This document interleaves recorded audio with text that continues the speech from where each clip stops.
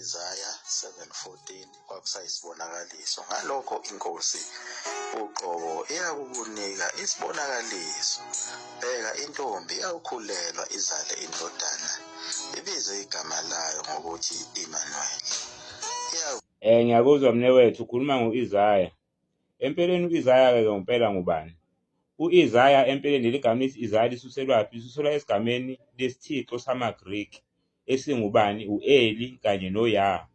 Yingakho khona igama kuthiwa u-Eliya, amagama amabili lawa ahlanganisiwe, u-Eli kanye no-Yah, ithixo embili.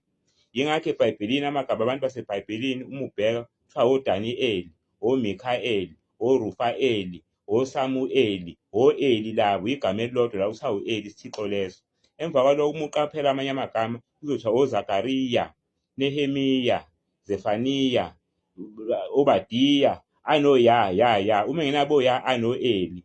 La magama-ke kahle kahle ukuthi abantu abanako ukuqonda.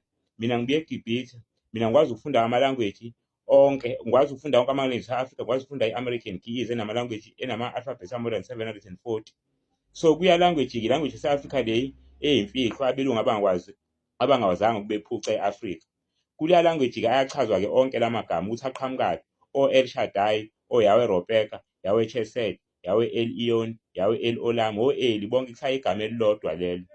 So abantu-ke ngoba banakuqonda ngaleli gama leli bazozikhona into okuthiwa u-Isaya. Thina kwaZulu e-Afrika asinayo leyo nto okuthiwa u-Isaya, uya nje e-Afrika thina asinaye. Leso sithixo leso thina sikaze sisikhonze. Okhokho bethu babekhonza uQamatha, okhokho bethu babekhonza uNomkhubulwane, Sonzwathi, uSodumo, Modimo, Tatana Shikwembu.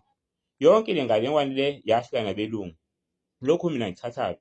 Lokhu ngikuthatha ngokuthi mina ngafunda, ngake ngabe umfundisi iminyaka edlula mhlawumbe ku-7 ngumfundisi. Emva kwalokho ngayihlupha-ke mina, angizange ngathanda ukufazi into engayazi. Igama lami ngiqanje ubaba ukuthi ngufakazi. So ngangibona ukuthi manje abantu bangibuza imibuzo, nginama-question, ngibafazela into engayazi. Ngcono ngihambe ngiyicinge le nto ngiyithole. So ngihambe umhlaba ngathi ngawuqeda, ngicinga ubufazi ngeBhayibheli. Ngathola ukuthi iBhayibheli lasuselwaphi? Lasuselwa emlandweni wokhokho bethu baseGibhithe. Bafike badiliza amatshe ayeqoshiwe, nanka amatshe ayeqoshiwe eGibhithe, abelungu bawadiliza. Emva kwalokho baqala-ke kabusha ba-interpret-a umlando bathi khona obani nobani nobani. Uma bekhuluma ngoJesu, uJesu empeleni bamsusela la. uJesu empeleni bamsusela la. Ya, nasi isiteshi okuyisona basithatha basidilize sasiseGibhithe, base bethi thina sikhonza iy'thixo, base bethatha lo bashintsha imilando yethu, bakhanda ukuthi khona oJesu noMaria noJosepha, bethatha kubani ko-Horus, Isis no-Osiris. Mina-ke konke lokhu ngabiya nabo, nginenqwaba-ke yezinto zaseGibhithe mina engabiya nazo, lezi kwakuthiwa yithixo. Cha, akuzona ithixo, le imbazo yokhokho bethu, labo kwakukhulunywa ngabo kuthiwa bakhanda imikhumbi, ngoba nanku umkhumbi kakhokho wethu kuthiwa uKhufu. Lo mkhumbi uneminyaka edlula ku-5,000 namanje usekhona emhlabeni, kodwa okanowa umkhumbi awutholakali ngoba awukazi ube khona, kuthiwa awukazi ucwile. Wabe usuphelelaphi na? Umbuzo-ke umile. Uma nithi niphuma emkhumbini kaNowa, sitshengiseni wona.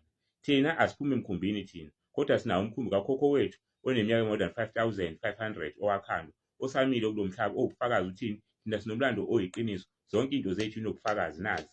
Nina ezeni izinto eneminyaka ewu-2000, kodwa kuna zonke lezi neminyaka ewu-2000 akukhona kodwa esikutholayo la emhlabeni sikuphathe sithi kuwubufakazi.